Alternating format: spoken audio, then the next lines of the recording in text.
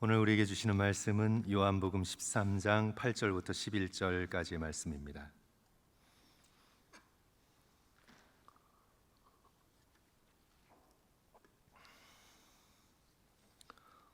요한복음 13장 8절부터 11절까지의 말씀, 우리 한 절씩 교독하시고 마지막 절 함께 읽습니다. 신약성경 170쪽에 있습니다.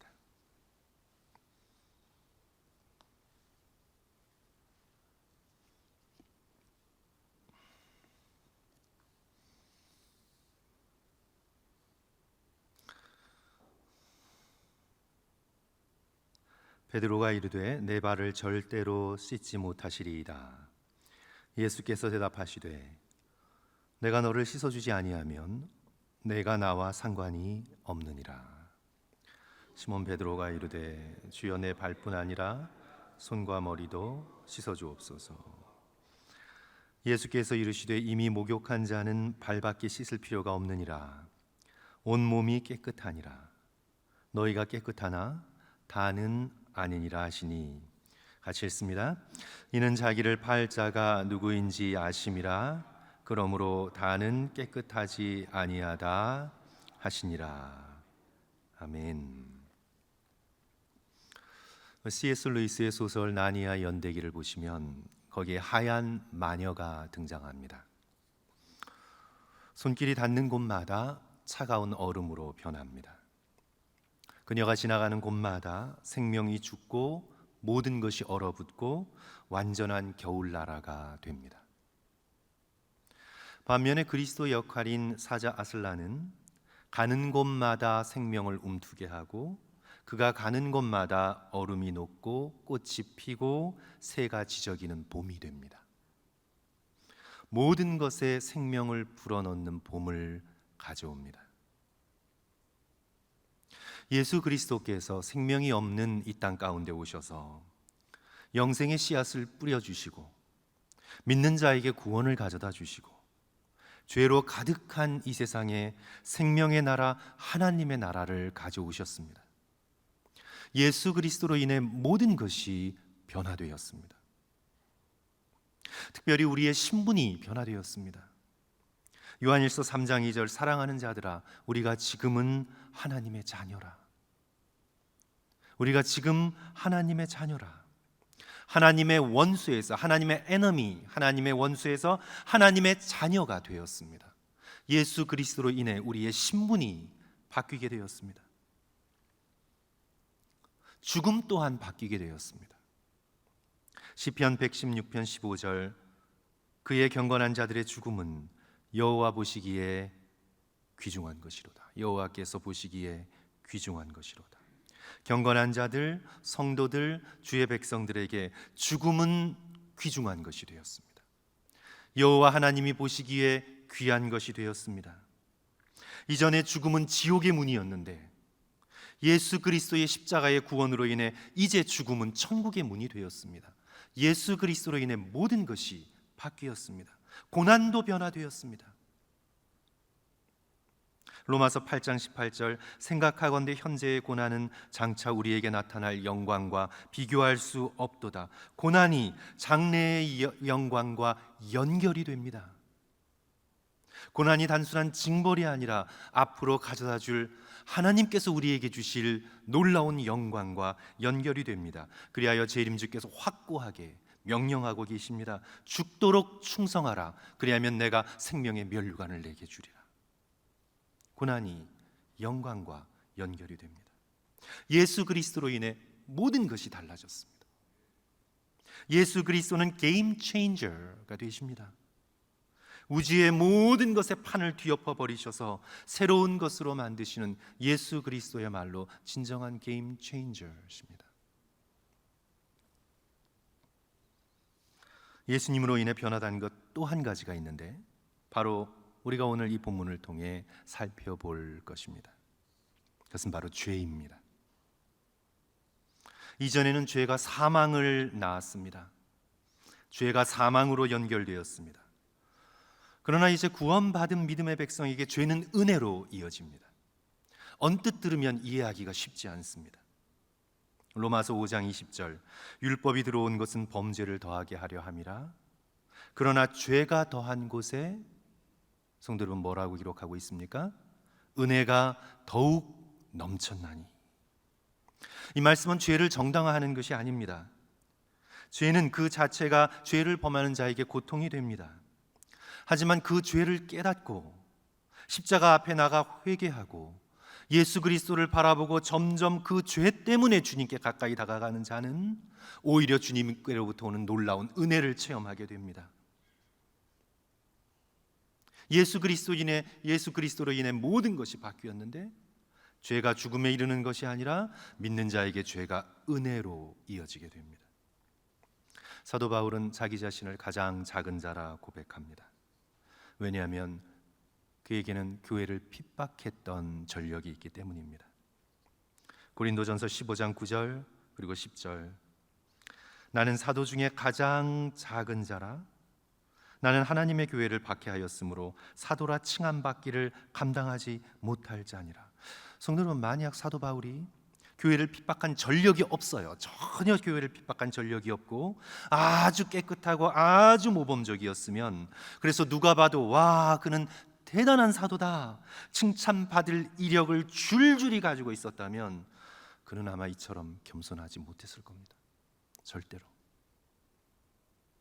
어쩌면 그는 교만했을 것입니다. 겉으로는 어떻게 보일지 몰라도 그의 속마음은 교만했을지도 모릅니다. 나는 주목받을 만한 자격이 있지. 그렇지, 베드로 정도야 우습지. 예수님을 부인한 주제에 뭘 수제자라고? 요한 도망간 주제에 뭘 대단하다고? 야고보 나처럼 가말리엘의 문화생으로 배우기나 했나? 뭘 안다고 저렇게 예루살렘의 지도자가 되었지? 어쩌면 그는 속마음으로부터 교만했을 가능성이 아주 높습니다. 그러나 그에게는 행악자요, 비방자요, 박해자였던 큰 실패의 전력이 있었기 때문에 그는 이렇게 고백하고 있는 겁니다. 나는 사도 중에 가장 작은 자라. 나는 사도라는 타이틀로 칭함받기도 감당하지 못할 자라. 내가 나 된 것은 나의 의가 아니라 오직 하나님의 은혜로 된 것이라. 사도 바울의 삶을 보면 그렇습니다. 죄가 넘친 곳에 은혜가 넘쳤습니다. 예수님으로 인해 구원받은 자에겐 죄와 실패가 사망이 아닌 은혜로 이어지게 되어 있습니다. 성도 여러분, 죄 중에서 가장 무시무시한 죄, 성도들께서는 뭐라고 생각하시나요?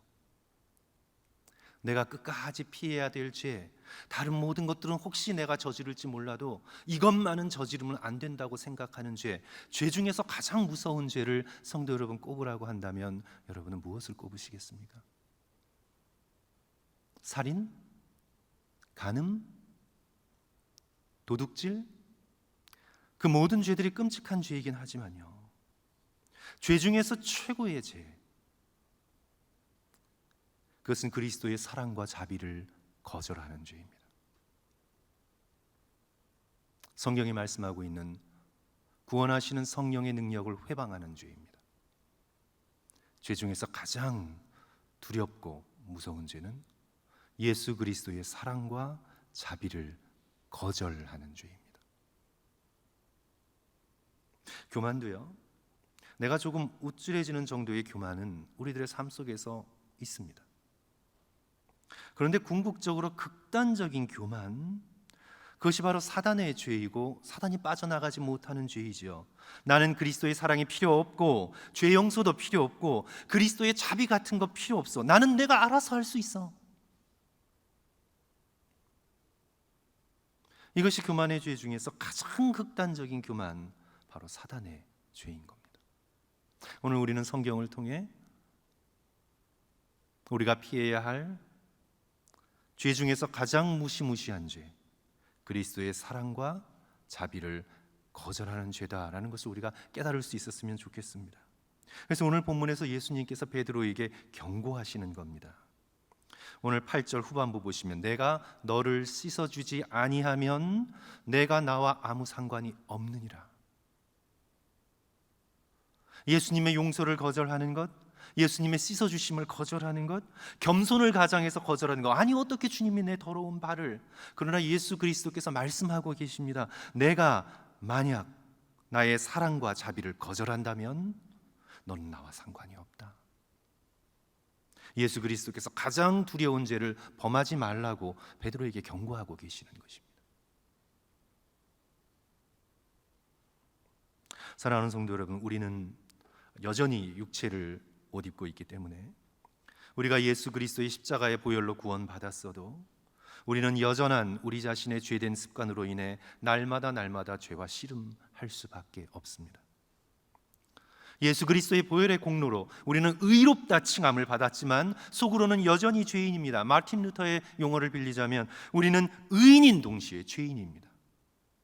십자가의 피로 하나님 앞에 의롭다, 예수 그리스도의 공로로 의롭다 칭함을 받았지만 아직 우리와 인격과 성품의 죄가 남아있고 이 세상을 사는 날까지 완벽한 성화는 이루어지지 않기에 우리는 여전히 예수 그리스도를 믿고 의인이 되었지만 우리는 여전히 죄와 날마다 씨름하고 있습니다.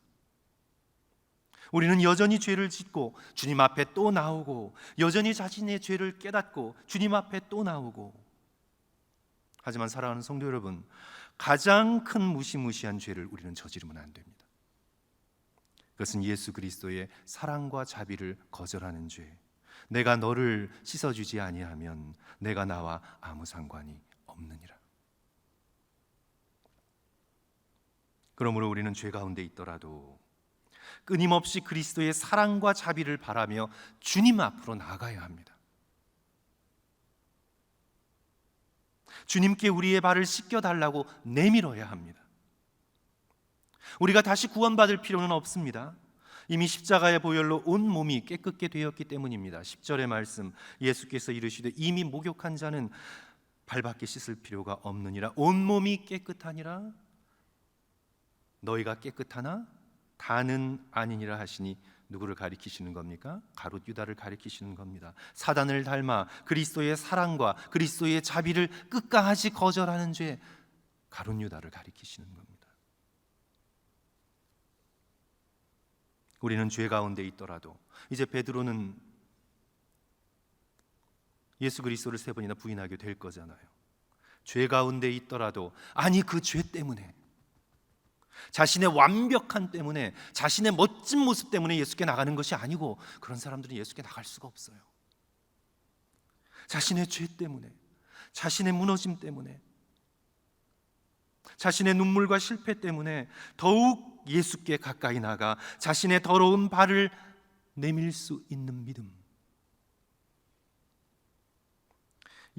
예수 그리스도의 닦아주시는 손길을 느끼며 날마다 자신의 죄된 마음을 주님께 드리고 죄된 습관과 싸우며 보혈을 힘입어 주님이 원하시는 깨끗함에 이르기를 소망하며 동행하시는 주님께 나의 죄를 씻겨달라고 날마다 꿇어 엎드리는 이 믿음. 그런 자에게는 죄가 예수 그리스도께로 가까이 다가가는 은혜의 수단이 됩니다. 죄가 넘친 곳에 은혜가 넘치게 됩니다. 성도 여러분, 스스로의 힘으로는 죄를 해결할 수 없음을 우리는 기억해야 합니다. 만약 스스로의 힘으로 죄를 해결하려 하다가, 성도 여러분 한번 생각해 봅시다. 자, 내 스스로의 힘으로 죄를 해결하려고 노력하다가 그러다가 어느 순간 해결했다, 내 힘으로 죄를 이겼다 생각하는 순간, 설령 그러는 순간이 온다고 한번 생각해 보십시오. 나의 죽도록 노력함을 통해서 그래 내가 죄를 이겼다, 내 힘으로 해결했다 여기 생각하는 순간 교만의 죄에 빠집니다. 내 힘으로 죄를 이겼다고 생각하는 순간 바리새인의 죄에 빠집니다. 나는 해결했는데 저들은 왜 해결 못하지? 혼자 죄 문제를 해결하는 시도는요, 성공해도 더 큰 죄로 이어집니다. 예수 그리스도의 손길만이 우리의 발에 묻은 죄를 씻기실 수가 있습니다. 예수 그리스도 앞에 용서받아 죄를 이긴 자만이 참된 겸손으로 나아갈 수가 있습니다. 죄 문제는 절대 우리의 힘으로 해결할 수도 없고, 해결했다 생각하는 순간 우리는 바리새인의 죄, 가룟 유다의 죄, 사단의 죄에 빠지게 됩니다. 죄는 결코 우리 힘으로 해결할 수 없습니다. 한 3년, 4년 전쯤인가요? 제가 캐나다 토론토에서 캘리포니아 로스앤젤레스로 오면서 정말 캘리포니아 바다가 명품이에요. 정말 좋아요. 정말 좋습니다. 이 캘리포니아 위로 한 3시간 올라가도 너무 좋고, 샌디에고로 내려가도 너무 좋고, 이 캘리포니아 바다가 너무 좋아서 저희 부부가 가끔 스트레스를 푸는 방법 중에 하나가 신발을 벗고 해변을 걸어 다니는 것이었어요. 성도 여러분, 건강에도 되게 좋다고 합니다. 이 모래가 이 발바닥을 자극하면요, 이 성인병 예방에도 되게 좋대요. 우리 성도들께서 이제 날이 따뜻해지시면 자주자주 해보십시오. 근데 이제 그렇게 걷다가 한 3, 4년쯤인가 걷다가 물컹하고 미끌거리는 게 있어가지고 이렇게 밟았는데, 이게 발바닥을 보니까 발바닥에 이 석유가 뭉쳐진 까만 덩어리가 찰흙처럼 발바닥에 콱 이렇게 묻어 있어요. 이게 도대체 뭔가 나중에 보니까 그게 비치 타르라고 해서, 이게 아스팔트처럼 석유가 뭉쳐진 덩어리가 석유가 나는 해변에는 자연적으로 올라올 수도 있다고 합니다. 이게 발바닥에 달라붙은 거예요. 아무리 씻으려고 해도 씻겨지지가 않는 거예요. 박박 닦아도 안 돼요. 그래서 날카로운 걸로 좀 긁어볼까 하다가 괜히 발바닥만 벗겨질 뻔하고 상처가 날 뻔했어요. 나중에 이제 인터넷을 좀 찾아보니까 그 베이비 오일로 해야 돼요. 오일로 벗겨야 돼요. 식용유 같은 기름도 된다고 해요. 집에 돌아와 보니까 이제 비싼 올리브 오일밖에 없어서 뭐 어떻게 해요? 할 수 없어요. 오일을 붓고 문지르니까 정말 거짓말처럼 깨끗하게 벗겨져요. 그렇게 타르를 씻어내면서 생각했던 기억이 떠오릅니다. 그렇구나. 예수 그리스도의 십자가의 보혈만이 이 먹빛보다 더 검은 죄를 씻길 수가 있구나. 내 힘으로, 내 지식으로, 내 방법으로 하려면 벗겨지고 피가 나고 상처가 날 수밖에 없구나. 성도 여러분, 죄 문제는 내 힘으로 안 돼요. 제가 거듭 말씀드리잖아요. 자기의 노력과 자기의 힘으로 해결했다 생각하는 사람들, 더 큰 교만의 죄에 빠져요. 더 큰 교만의 죄에 빠져요. 사랑이 많으시고 자비로우시고 언제나 우리를 용서할 마음을 품고 계시는 예수 그리스도께로 나아 우리의 지금 씨름하고 있는 죄가 어떤 것이든, 주님 저를 씻어주세요. 주님 저를 깨끗게 해주세요. 주여, 염치가 없지만, 그렇죠, 십자가 앞에서 우리 모두는 염치가 없습니다. 주여, 염치 없지만 다시 주님의 보혈을 의지하오니 저를 깨끗게 해주십시오. 그렇게 주님의 손길을 의지하여 우리의 죄와 싸우면 어느 날 주님께서 나를 괴롭히던 그 죄들을 사라지게 만들어 주십니다.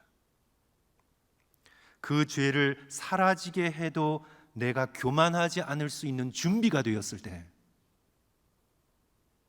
예수 그리스도께서 그 죄를 사라지게 해주셔도 내가 교만하지 않을 준비가 되었을 때, 주께서는 우리의 죄를 버릴 수 있는 능력을 우리에게 허락하십니다. 그때 모든 죄를 버릴 수 있었던 것, 내가 이렇게 깨끗한 모습으로 살아가고 설 수 있었던 것이 나의 힘이 아니라 오직 주님의 은혜임을 고백하고 더욱 겸손히 사도 바울처럼 예수 그리스도를 따라 걸어갈 수 있는 그런 영적인 수준에까지 이르게 됩니다. 사랑하는 성도 여러분, 죄와 씨름하시면서 자신에 대해 실망할 대로 실망하십시오. 실망할 대로 실망하십시오. 우리 자신은 결코 의지할 만한 것이 못 됩니다. 나를 괴롭히는 죄 앞에 철저히 자기 자신에 실망하십시오. 그리고 다시 씻겨주시는 부드러운 손길을 느끼시며 예수 그리스도의 그 손길을 의지하며 주님의 능력을 빌어 주와 함께 죄와 싸우고 보혈을 의지할 때 그 죄들이 예수 그리스도의 은혜를 더 깊이 체험하고 받아들이게 되는 놀라운 도구가 됩니다. 성도 여러분, 우리 함께 따라합니다. 우리 함께 따라하겠습니다. 예수님과 동행하면 깨끗해집니다. 예수님과 동행하면 깨끗해집니다. 우리 함께 기도하겠습니다.